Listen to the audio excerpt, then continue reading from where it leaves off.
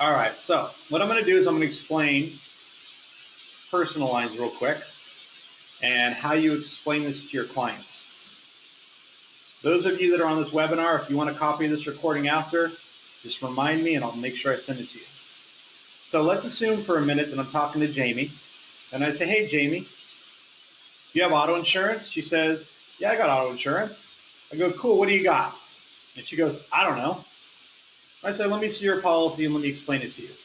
You have what we call 50, 100, 50. Now, how many people do you know have full coverage? And she looks at me and says, I have full coverage. And I start laughing and say, no, you don't. There is no such thing. There is no such thing as full coverage. I don't know who told you that. They have no idea what they're talking about. What you have done is you've made an agreement with an insurance company that they will pay up to this much in damage you cause. Anything more than that damage, you're on the hook for it. So you thinking that, hey, I can go out and hit everybody? No, you're done. This right here represents property damage of $50,000. What happens if you hit a Tesla? Is $50,000 going to pay for a Tesla, guys? No, it's not. So I'm going to walk you through a scenario. Not that it's going to happen, but you never know. So I'm going to explain what this means, and this means, and what coverage you really have, okay? Let's assume for a minute you're driving down the street and you're not playing on your cell phone and you're not changing the radio station, you're not telling the kids to be quiet in the back, you're not playing with your dog, whatever. You're a driver that would never do that, right? Because nobody does that. People start laughing a little bit. Oh, no, I always do that, right? And you hit a 35-year-old woman that works, and she makes $30,000 a year, and she cannot go to work anymore. How much are you going to get sued for? And what's the insurance company going to pay? Well, we'll just do simple math. It'll probably be more than this.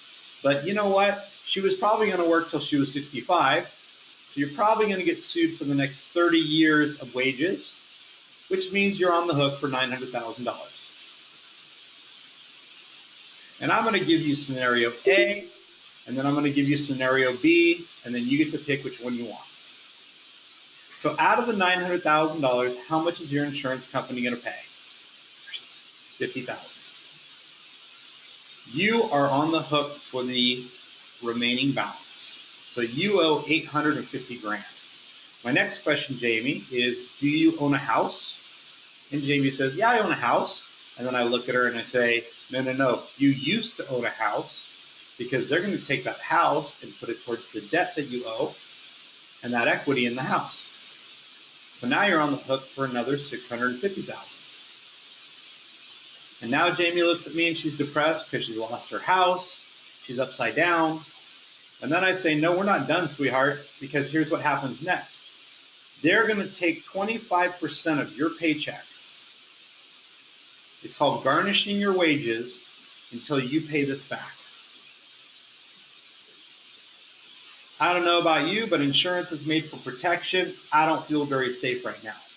Now, I'm not trying to call your baby ugly, Jamie. I'm just going to say we can make your baby a lot prettier if we made a couple changes. So most people, when you look at their auto insurance, they have a $500 deductible. Now, why do people have a $500 deductible? And usually the answer is, I don't know. Here's what we're going to do. I'm going to explain why you have a $500 deductible. If you have a $500 deductible, you're probably going to pay about $1,000, and obviously I'm making the number up. But if you had a higher deductible, you would pay $800. So you're going to save the difference. Now, why would an insurance agent sell you the one that costs $1,000 instead of selling you the one that costs $800?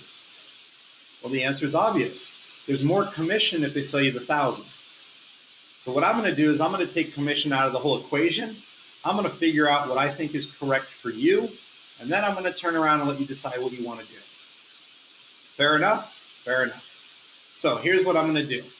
I'm going to go ahead and get rid of that $500 deductible, and I'm going to bump your deductible all the way up to $2,500. $2,500, that's so much money. Once again, remember this. Actually, remember this because you want to keep your house. Okay? Now we're going to do $2,500 and we're going to change your limits to $250, $500, $250. And then the next thing I'm going to do is I'm going to show you this thing called an umbrella. And this umbrella is going to have $1 million on it. Now what I'm about to show you is going to cost you probably between $20 and $30 more per month. But I want you to understand why you're buying things, because there's nothing more frustrating when somebody says, why do you buy that? And you can't answer that. Now in this scenario, if you do have this problem over here that we talked about, instead of having to come up with 850 grand, you only need to come up with $2,500. I'm assuming you got a credit card that you can put $2,500 on, and I'm assuming you do not have a credit card you can put $850,000 on. So now that you know what you're exposed to, which one would you rather have, A or B? All right, guys, what do you think most people say?